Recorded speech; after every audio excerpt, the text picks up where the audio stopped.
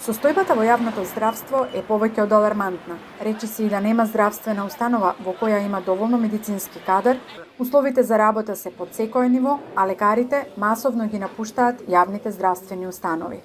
На ургентноста на лошата здравствена дијагноза укажува и министерот за здравство Фатмир Меджити, кој бара итно вработување на околу 1000 здравствени работници.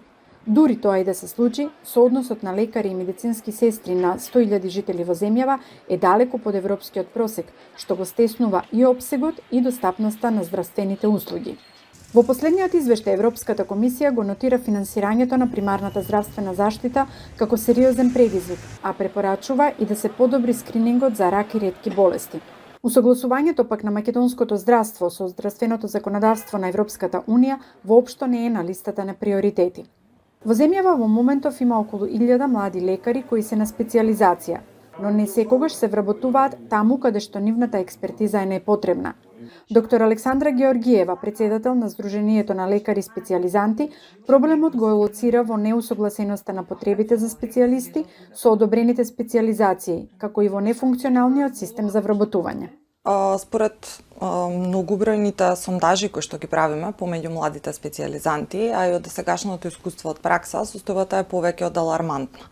Имаме голем недостиг на медицински кадар, кој што особено се акцентира кај средниот медицински кадар, односно кога говориме за сестрите. Доколку во западните земји пракса е да имаме една сестра на отприлike 4 пациенти, во нашите здравствени установи, дури говорам и за терцијерно здравство, во текот на ноќните смени имаме една сестра на 30 до 40 пациенти. Така да од тука можеме многу јасно да го изведеме заклучокот за колкава нега може да се пружи на болниот. Дополнителен проблем е вработувањето на младите лекари, односно иднината на здравствениот систем, кој што доколку навремено не се интервенира, бидејќи навистина мислам дека ги живееме последните години од некаков здравствен систем, онаков како што го имаме, навистина ќе имаме огромен проблем. Во моментот да има активно околу 1000 лекари на специјализација, дел од нив се државни специјализанти. Тоа се колеги кои што се вработени во одредена болница, која што потоа ги упатила на специјализација во согласно со потребите на болницата или здравствениот дом. Но другата група која што е попроблематична е категоријата на приватни специјализанти. Имено станува збор за колеги кои што не се вработени, имаат договор на дело со клиниките каде што извршуваат својата специјализација за 26.000 денари.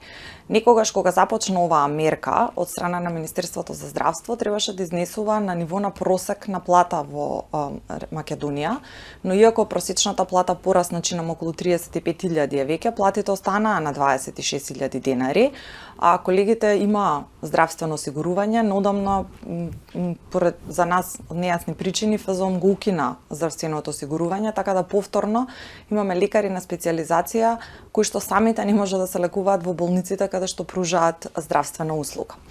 Но проблемот е многу поголем од платата на приватниот специјализант. Проблемот е всушност планирањето на потребни кадри и мапингот од страна на Министерството. Наш предлог како здружение, кој што го изложивме на моменталниот актуелен министер и беше прифатено, е дека треба да се стави мораториум на распишување на приватни специјализации, додека не се измапираат потребите на државата. Зашто говорам? Говорам дека треба да видиме колку пулмолози, кардиолози, анестезиолози, хирурзи и така натаму се потребни во секој град, во секоја болница, и во согласност на тие потреби на сите колеги кои што моментално се на приватна специјализација да им се понуди соодветно работно место со цел да немаме невработен кадар. Зошто?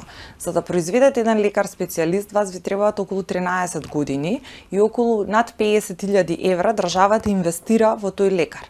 Потоа, мокната македонска економија ја помага сиромашната Германија со одлив на готов медицински кадар, во кој што Германија не мора да инвестира ниту еден единствен денар, туку едноставно зима готов специјалист, го инкорпорира во својот здравствен систем и си го решава проблемот со недостаток на ваков специфичен кадар. Во последниот извештај на Европската комисија се нотира дека и понатаму недостасуваат одредени специјалисти, а медицинскиот кадар продолжува да го напушта јавниот здравствен сектор за да работи или во приватниот сектор или во странство. Според проценките на Македонското лекарско друштво, за една деценија бројот на лекари во земјата се намалил дури за 2000. Изборот на колегите кои што ќе завршат специализација е многу ограничен и едноставен. Или ќе работите во неколку приватни установи кои што постојат во државата од типот на Систина, Жан Митрев, Ремедика, Невромедика и така натаму, или ќе заминете во странство.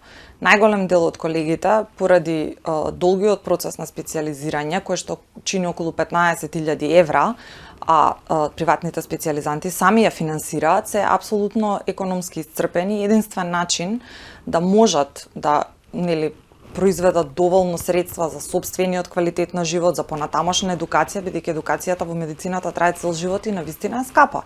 Да присуствувате на еден европски конгрес чини помеѓу 1000 до 2000 евра, доколку вие не посетувате европски и светски конгреси, вие не можете да се едуцирате и не можете да станете актуелни во областа во која што работите.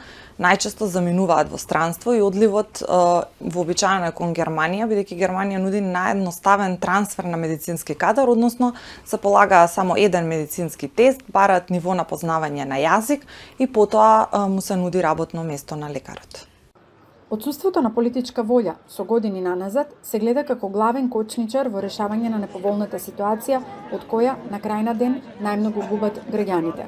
Кога говорам за мерки, велам мерки веднаш, бидејќи секој пат чекаме некој нов мандат, некој нов министер, сметам дека веднаш треба да почнеме со реформи во здравствениот систем, а не да чекаме секој пат некое ветување од следната пролет, од следната година.